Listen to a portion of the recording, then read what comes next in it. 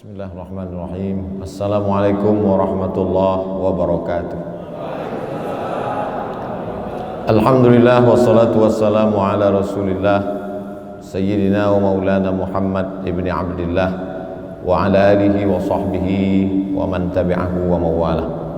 Yang saya hormati Ibu Ketua Ikatan Notaris, Ibu Ketua Ikatan Pejabat Pencatat Akta Tanah, Bapak-bapak, ibu-ibu notaris yang tak dapat saya sebut satu persatu, insyaallah kita semua dimuliakan Allah Subhanahu wa taala. Notaris adalah orang-orang yang sudah menyelesaikan pendidikan di bidang hukum, lalu kemudian mendapatkan lisensi dari pemerintah untuk menyelenggarakan tindakan-tindakan yang terkait dengan hukum, terutama dalam bidang pencatatan dokumen. Begitu bahasa ilmiahnya. Kalau bahasa simpelnya, kalau saya ditanya jamaah, notaris itu apa Pak Ustadz? Ya seperti malaikat kiroman katibin, terkait dengan penyaksian dan pencatatan. Tema yang diberikan kepada saya, ayat yang dibacakan oleh protokol dan dibacakan oleh qari kita. A'udzubillahi minasyaitonirrajim. Ya ayyuhalladzina amanu ista'inu bis-sabri was-shalah. Menata iman dengan sabar dan salat. Ya ayyuhalladzina amanu, hai orang-orang yang beriman, orang-orang yang percaya. Ayat itu tidak dimulai dengan ya ayyuhan nas, wahai manusia, tidak. Ya ayyuhal insan, wahai manusia, tidak. Ya ahla Makkah, wahai penduduk Makkah, bukan. Mereka tidak diundang.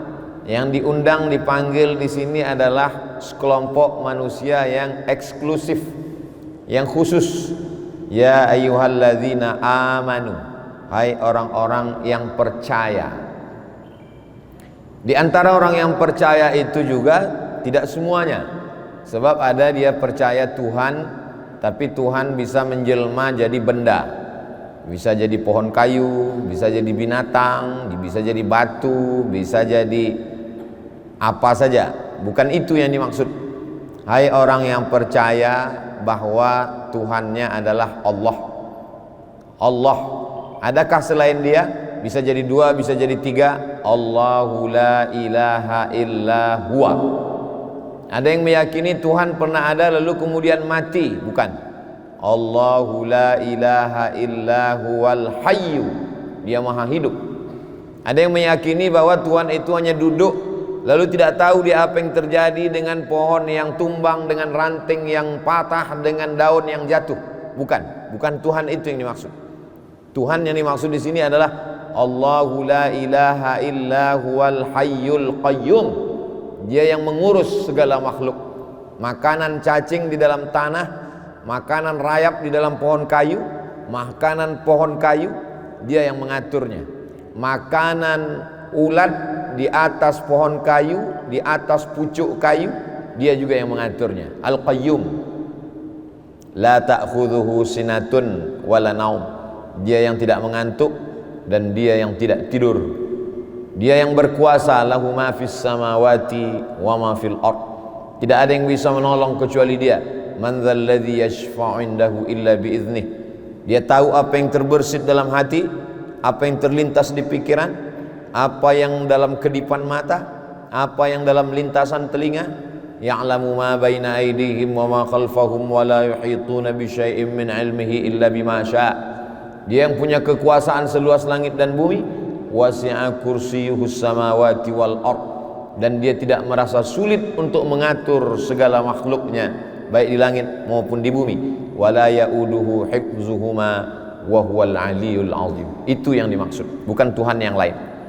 Sebab kalau cerita percaya kepada Tuhan, tidak ada manusia di dunia ini yang tidak percaya kepada Tuhan. Semua manusia percaya kepada Tuhan. Bahkan orang yang tidak bertuhan itu pun sesungguhnya percaya juga kepada Tuhan. Buktinya apa? Buktinya ketika dia naik pesawat, dia katakan tak ada Tuhan. Lalu kemudian ketika dia masuk ke dalam pesawat, pilot mengumumkan kita akan landing, kita akan take off, maka dia dengan nyantainya melihat orang-orang yang baca doa, dengan orang yang berzikir, dia katakan tak ada Tuhan. Tapi begitu pesawat sudah mulai tinggi, agak goncang, lalu wajahnya pucat dan berkata, "Oh my God." Saat itu sesungguhnya dia sedang berkata, Tuhan ada. Hanya saja Tuhan ketika dia senang tidak ada. Ketika dia sedang susah, barulah masa susah datang, waktunya mendekat kepada Tuhan. Jadi sesungguhnya mereka yang mengatakan tidak bertuhan itu diam-diam dalam lubuk hatinya juga percaya kepada Tuhan. Apakah Abu Jahal, Abu Lahab itu tidak percaya kepada Tuhan? Mereka percaya kepada Tuhan. Dalilnya ada dalam Quran. Wala in sa'altahum man khalaqas samawati wal ard. Kalau kau tanya kepada mereka siapa yang menciptakan langit dan bumi, la yaqulunna Allah. Mereka akan menjawab Allah. Wala in sa'altahum man anzala minas sama'i ma'a. Kalau kau tanya kepada mereka siapa yang menurunkan air dari langit, la yaqulunna Allah. Mereka akan menjawab Allah. Wala in sa'altahum man khalaqahum. Kalau kamu tanya kepada mereka siapa yang menciptakan kamu, mereka menjawab Allah. Itu dalil bahwa orang kafir musyrik jahiliyah juga percaya kepada Tuhan. Hanya saja ketika mereka percaya kepada Tuhan, mereka masih menyembah Lata, Uzza, Manat, Hubal, Jibti, Taghut, Naham dan tuhan-tuhan lainnya. Ketika dikumpulkan tuhan-tuhan dari batu, dari berhala, dari kayu, dari emas, dari perak, dari perunggu, dari tepung gandum, di sekeliling Ka'bah itu dikumpulkan semuanya 360 patung dan dihancurkan oleh Nabi Muhammad SAW. Jadi seandainya Nabi hidup hari ini, itu banyak juga yang akan membuli bahwa Nabi itu intoleran karena dia menghancurkan berhala-berhala yang ada di samping Ka'bah. Jadi kalau ada hari ini orang Islam lalu kemudian mengejek ulama, mengejek Habib mengatakan intoleran, kalau dia hidup di zaman Nabi belum tentu juga dia akan ikut Nabi Muhammad. Boleh jadi dia ikut Abu Jahal dan Abu Lahab. Hanya saja dia menyalah-nyalahkan zaman. Saya hidup di zaman ini makanya saya jahat. Seandainya saya hidup di zaman Nabi, mungkin saya akan baik. Orang seperti ini kita katakan, di zaman Nabi pun kamu hidup, kamu belum tentu ikut Nabi, mungkin akan ikut Abu Jahal, Abu Lahab dan lain sebagainya. Jadi bercerita tentang Tuhan, semua orang percaya kepada Tuhan. Lalu kenapa mereka dikatakan kafir? Ya ayyuhalladzina kafaru qul ya ayyuhal kafirun. Karena mereka ingkar kepada Nabi Muhammad sallallahu alaihi wasallam. Di situ letak titik persimpangannya di situ. Kafir artinya ingkar. Siapa saja yang tidak percaya kepada Nabi Muhammad, maka orang itu disebut kafir. Qul ya ayyuhal kafirun la a'budu ma ta'budun wala antum 'abiduna ma a'bud wala ana 'abidum ma 'abadtum wala antum 'abiduna ma a'bud lakum dinukum waliyadin. Dipanggil mereka sebagai ya ayyuhal kafirun karena mereka ingkar kepada Nabi Muhammad sallallahu alaihi wasallam. Ketika Nabi berdakwah, lalu mereka mengatakan kami percaya kepada Tuhan. Kata Allah, qul, katakan, in kuntum tuhibbunallah, kalau memang betul kalian percaya kepada Allah, fattabi'uni, ikutilah Nabi Muhammad sallallahu alaihi wasallam. Maka tidak cukup bersyahadat hanya asyhadu an la ilaha illallah, tapi mesti disertai asyhadu an la ilaha illallah wa asyhadu anna Muhammadan Rasulullah. Ini poin pertama yang ingin saya sampaikan. Berbicara tentang menata iman, yang dimaksud iman di sini iman kepada siapa? Iman kepada Allah. Allah yang mana? Sebab sekarang orang enak saja bicara tentang Allah ini, Allahku bukan Allahmu. Allahmu lemah, Allahku kuat. Kalau begitu ada 2-3 Allah. Tidak. Qul huwallahu ahad, Allahus samad, lam yalid walam yulad. Allahku adalah yang esa, yang tunggal, tidak berbilang. Allahku adalah yang tidak melahirkan. Allahku adalah yang tidak dilahirkan. Kalau melahirkan bukan Allah. Kalau dilahirkan bukan Allah. Kalau 1, 2, 3 bisa menjelma, bisa membelah diri, bukan Allah. Allah adalah Qul huwallahu ahad, Allahus samad, lam yalid walam yulad, dan tidak setara, tidak selevel dengan apapun. Kalau kita pejamkan mata lalu nampak bulat-bulat, petak-petak, panjang, melingkar, putih, hitam, biru, ungu, pink, walam yakul lahu kufuwan ahad, tidak ada satupun yang setara, yang selevel dengan dia. Ilmu khusus mengkaji tentang Allah ini disebut dengan ilmu aqidah, atau disebut juga dengan ilmu tauhid, atau disebut juga dengan ilmu kalam, atau disebut juga dengan ilmu fikih akbar.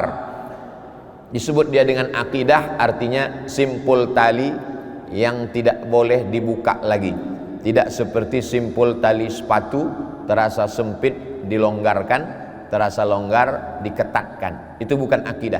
Akidah la in hurrikta au qutti'ta, kau dibakar ataupun kau dipotong, kau tetap berkata la ilaha illallah Muhammadur Rasulullah. Disebut dia dengan ilmu kalam karena pembahasannya selalu menyebutkan al-kalamu fi kada, al-kalamu fi kada. Al-kalam pembahasan dalam masalah ini. Disebut dia dengan ilmu tauhid, diambil dari kata wahada yuwahidu, mengesakan, menunggalkan. Karena keyakinan manusia cenderung untuk monoteisme. Mono artinya banyak, te Tuhan, isme keyakinan. Keyakinan yang meyakini banyak Tuhan. Tuhan bisa masuk ke pohon kayu, Tuhan bisa masuk ke hewan, Tuhan bisa masuk ke benda, Tuhan bisa masuk ke manusia. Lalu manusia dikatakan setengah Tuhan. Dalam Islam tidak demikian. Dia adalah Allah yang esa, yang tunggal, tak berbilang. Maka ilmu itu disebut dengan ilmu tauhid. Dia disebut juga dengan ilmu fikhul akbar, karena ada fikih kecil. Fikih kecil mengkaji tentang air suci mensucikan, mengkaji tentang fikih solat, fikih zakat, fikih puasa, fikih umrah, fikih haji. Sedangkan mengkaji tentang yang besar ini disebut dengan fikhul akbar, ilmu fikih akbar. Jadi yang dimaksud di sini adalah ya ayyuhalladzina amanu, yaitu orang yang percaya kepada Allah Subhanahu wa taala. Saya berharap ibu bapak kalau punya kajian keluarga, atau ada masjid dekat rumah, atau kajian ikatan notaris dengan ikatan pejabat pegawai pencatat akta tanah, itu pejabat pembuat akta tanah, supaya kajiannya bersilabus khusus masalah amanu tadi. Pertemuan pertama membahas tentang wujud, pertemuan kedua membahas tentang qidam, pertemuan ketiga membahas tentang baqa', pertemuan keempat membahas mukhalafatul hawadis, pertemuan kelima wahdaniyah, qudrat, iradat, ilmun, hayat, sama, basar, kalam. 30 menit materi, 30 menit tanya jawab. Karena dia lebih banyak, Nabi itu lebih banyak dialog daripada monolog. Satu-satunya monolog cuma khutbah Jumat. Di khutbah Jumat tak ada tanya jawab. Setelah sholat Jumat baru ada tanya jawab. Karena kecenderungan manusia, dia selalu berpikir dan pikiran itu muncul, Al-Quran datang menjawab pertanyaan-pertanyaan. Yas'alunaka 'anil mahid, mereka bertanya kepadamu tentang haid. Yas'alunaka 'anil yatama, mereka bertanya kepadamu tentang anak yatim. Yas'alunaka 'anil ahillah, mereka bertanya kepadamu tentang bulan. Yas'alunaka madza yunfiqun, mereka bertanya kepadamu tentang apa yang mesti disedekahkan. Wa idza sa'alaka 'ibadi anni, mereka bertanya kepadamu tentang Tuhan. Pertanyaan-pertanyaan itu muncul, dijawab oleh Nabi Muhammad berdasarkan wahyu dari Allah yang dibawakan oleh Jibril alaihi salam. Jadi poin pertama, ya ayyuhalladzina amanu, hai orang-orang yang percaya kepada yang tidak kelihatan. Malaikat yang mencatat amal kiraman katibin tidak kelihatan. Malaikat yang mencabut nyawa, malaikat maut Israel tidak kelihatan. Yang dicabut ruh dari dalam badan namanya ruh, tidak kelihatan. Dunia akan kiamat, ditiupkan sangkakala, malaikat yang meniupnya tidak kelihatan. Ruh dimasukkan lagi ke dalam jasad, prosesnya belum kelihatan. Nanti akan dibangkitkan, kita semua akan mati, dan itu semua belum pernah ada yang melihat. Lalu kemudian kita akan meniti titian Shiratal Mustaqim, juga belum pernah ada yang menyaksikan. Lalu kemudian buku catatan kita akan diberikan, amal kita akan ditimbang mizan, dihisab, juga belum ada yang pernah menyaksikan. Kita akan masuk surga dan akan masuk neraka, juga yang pernah melihatnya belum pernah ketemu dengan kita. Nabi Adam, Hawa, lalu kemudian para malaikat yang pernah melihat belum pernah ketemu dengan kita. Adapun iblis yang pernah melihat hanya pernah mencoba mendekati manusia, tapi untuk melihat langsung manusia belum lagi melihatnya secara nyata. Dan puncaknya adalah Allah Subhanahu wa taala juga ghaib, tidak nampak di mata kita, maka tidak percaya, meyakini kepada sesuatu, meyakini yang tidak nampak itulah disebut dia dengan iman. Iman meyakini, mempercayai semua yang tidak kelihatan.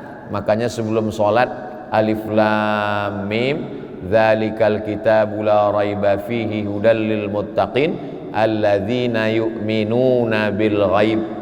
Percaya dulu kepada yang ghaib, wa yuqimunas shalah. Jadi porsi pertamanya adalah iman.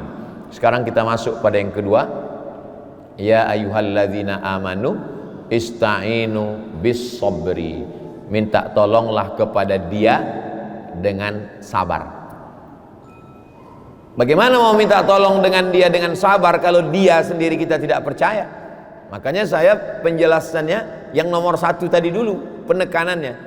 Adapun tiang dengan atap itu nomor dua. Tiang tidak akan kokoh berdiri kalau pondasinya tidak dalam. Maka yang pertama itu dulu penekanannya. Ya ayyuhalladzina amanu.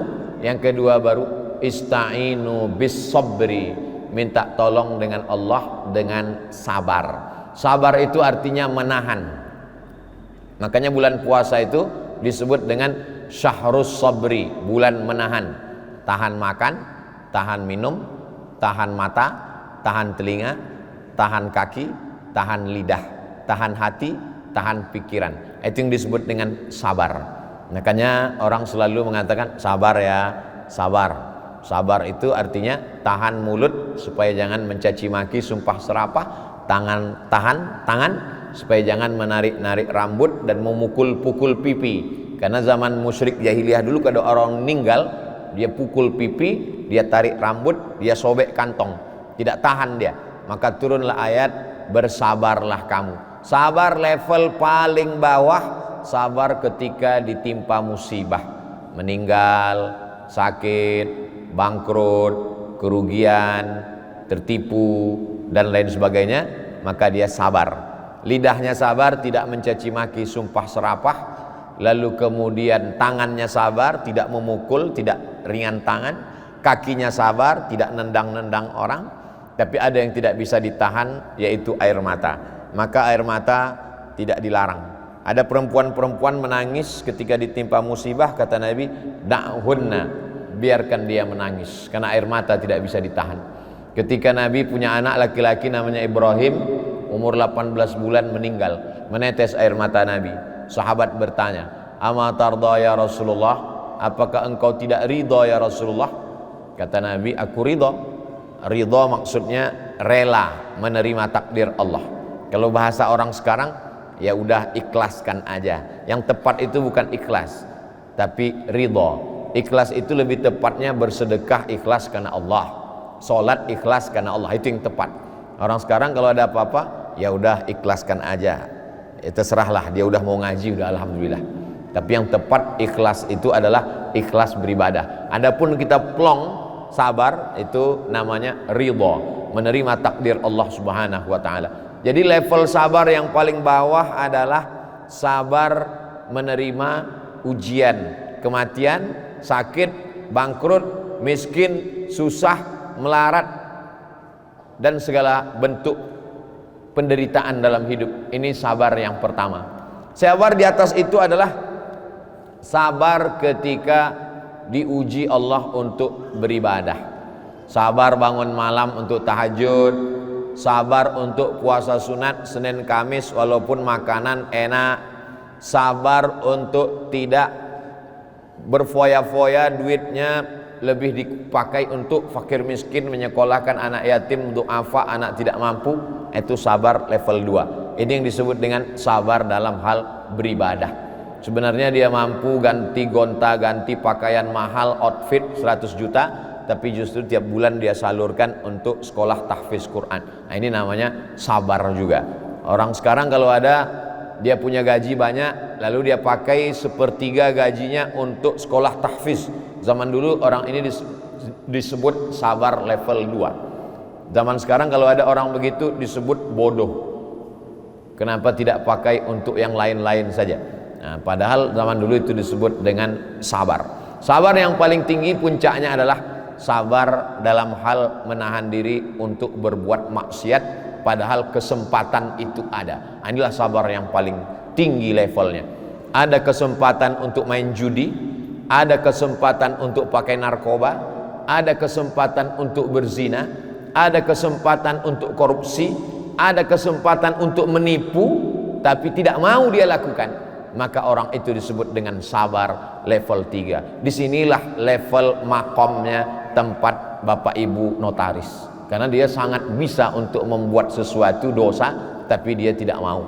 Nah, ini orang-orang yang sabar level 3. Maka sesuai sekali judulnya dia kasih ini, ya ayyuhalladzina amanu sta'inu bis sabri, dengan sabar. Karena sabar paling tinggi. Hanya saja orang kita kalau sudah cerita sabar, pasti yang terbesit terlintas di pikiran dia, sabar berarti sabar ketika kena Covid, sabar ketika keluarga meninggal, sabar ketika kehilangan anak, sabar semuanya penuh dengan penderitaan. Padahal itu sabar level paling bawah. Sabar pada puncaknya adalah kalau ada penguasa tidak mau korupsi, kalau ada orang kaya tidak mau makan haram, kalau ada orang yang punya jabatan tapi tidak zalim, itulah sabar yang paling tinggi, karena dia bisa menahan dirinya padahal orang lain tidak ada yang bisa mencegahnya.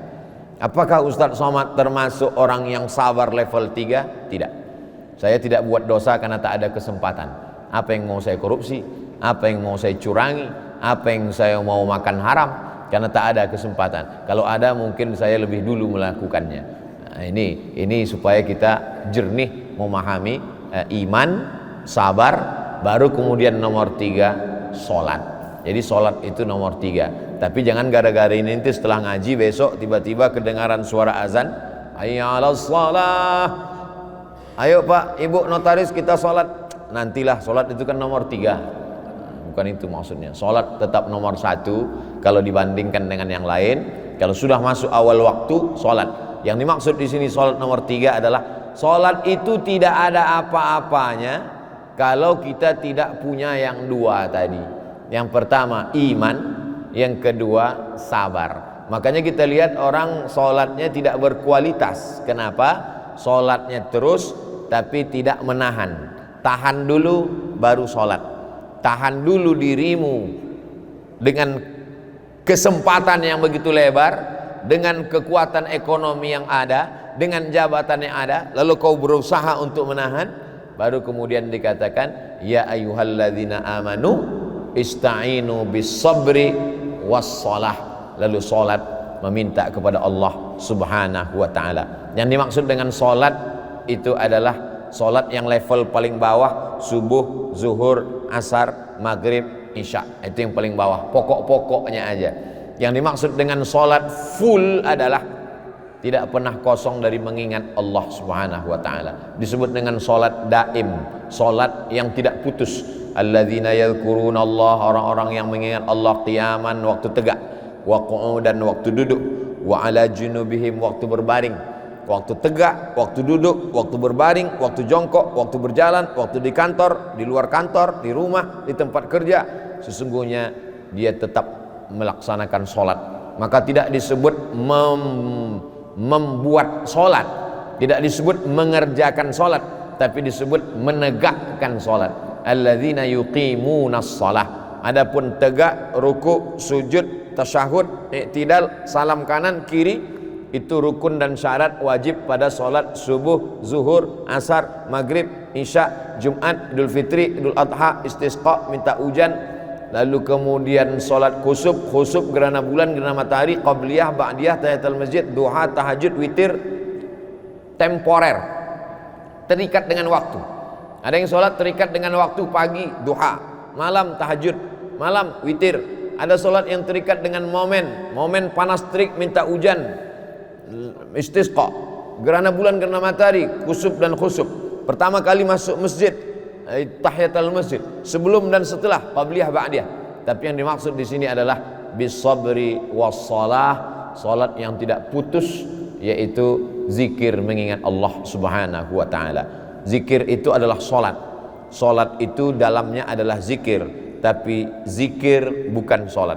Jadi orang yang berzikir belum tentu salat, tapi orang yang salat sudah pasti berzikir. Orang yang berzikir belum tentu salat, karena di dalam zikir tidak ada ruku', tidak ada sujud, tidak ada tasyahud, tidak ada i'tidal. Orang yang berzikir belum tentu salat, tapi orang yang salat pasti berzikir, pasti dia ingat kepada Allah Subhanahu wa taala. Adapun makna bahasa salat artinya tulang belakang yang membengkok. Salat artinya doa, doa yang dipanjatkan dengan tulang belakang yang membengkok. Kenapa disebut dengan tulang belakang membengkok? Karena ketika dia membungkuk, tulang belakangnya membengkok, melengkung, dan itulah doa yang paling makbul. Aqrabu ma yakunul abdu min rabbih wa huwa sajid. Orang yang paling dekat dengan Allah ketika dia sedang bersujud. Fa aktsiru fihi du'a, perbanyaklah doa kepada Allah. Hanya saja kalau pakai bahasa Indonesia, doanya di dalam hati, jangan diucapkan di lisan, nanti sholatnya batal. Walaupun sholat sunat, setelah kita subhana rabbiyal a'la wa bihamdi, subhana rabbiyal a'la wa bihamdi, lalu kemudian berdoa meminta apa yang kita panjatkan kepada Allah, karena saat itu kita paling rendah. Orang yang berada pada titik paling rendah, paling hina, paling tidak ada apa-apanya, disitulah dia paling tinggi di hadapan Allah. Saat itu dia memuji subhana rabbiyal a'la, maha tinggi engkau, aku yang rendah, aku yang hina, aku yang tak punya apa-apa, aku yang tawaduk, aku yang sedang bersimpuh di hadapanmu ya Allah. Maka tempat kita meminta tolong hanya dengan 3 itu saja. Ya ayyuhalladzina amanu ista'inu bis sabri wassalah. Setelah kita lakukan yang 3 ini, barulah datang balasannya di ujung ayat. Innallaha ma'as sabirin, sesungguhnya Allah bersama dengan orang yang mampu menahan dirinya. Jadi kalau kita mampu tahan mata, tahan mulut, tahan lidah, tahan hati, tahan tangan, menahan diri saat berkuasa, tidak korupsi, menahan diri saat ada kesempatan, tidak mau buat dosa, disitulah datang pertolongan Allah Subhanahu wa taala. Innallaha ma'as sabirin, Allah bersama dengan orang yang mampu mengendalikan dirinya. Sekarang itu disebut dengan kecerdasan emosional, kecerdasan spiritual, kecerdasan intelektual. Orang yang inteleknya luar biasa, profesor, doktor, intelektual, tapi ketika dia tidak sabar, maka berubah inteleknya jadi jadi telek. Itu hebat loh, bapak itu profesor doktor, tapi orang tidak lagi respect. Kenapa? Karena tidak sabar. Kelihatan cacat jaimnya ketika sedang menjaga harkat martabatnya, tapi begitu secara spontan emosional maka hilang. Jadi kecerdasan kita dalam ayat ini adalah kecerdasan yang seimbang antara intelektual, lalu kemudian spiritual, lalu kemudian emosional. Ketika kita bisa atur itu, maka kita sedang dibersamai oleh Allah Subhanahu wa taala. Kalau Allah bersama dengan kita, maka dia akan jaga mata kita, jaga telinga kita, jaga lisan kita, jaga hati kita. Sesungguhnya doa-doa yang selalu kita ucapkan itu supaya kita ingin selalu bersama dengan Allah, dan supaya Allah selalu membersamai kita. Bangun tidur kita katakan alhamdulillahilladzi ahyana ba'da ma amatana wa ilaihin nusyur. Mau berangkat kita katakan bismillahi tawakkaltu 'alallah la haula wala quwata illa billah. Ketika kita akan makan kita katakan Allahumma barik lana fima razaqtana wa qina adzabannar. Ketika melihat diri di cermin kita katakan Allahumma kama hassanta khalqi fahassin khuluqi. Ketika kita akan menuntut ilmu kita katakan Allah maftah li abwaba khazaini ma'rifatik, bukakan untukku segala perbendaharaan ilmu pengetahuan. Sesungguhnya itu adalah salat, zikir, doa, supaya kita senantiasa bersama dengan Allah Subhanahu wa taala. Mudah-mudahan apa yang saya sampaikan ini sebagai pengantar dialog kita sesuai dengan judul menanamkan, menyuburkan, menumbuhkan, menjaga yang 3 poin. A'udzubillahi minasyaitonirrajim. Ya ayyuhalladzina amanu ista'inu bis-sabri was-shalah innallaha ma'as sabirin. Hai orang yang beriman, minta tolonglah kepada Allah dengan sabar dan salat. Allah bersama dengan orang yang sabar. Dimulai tadi 4:30, sekarang sampai jam 5, 30 menit kita bersama. Selanjutnya kita akan bahas dalam dialog. Terima kasih. Wassalamualaikum warahmatullahi wabarakatuh.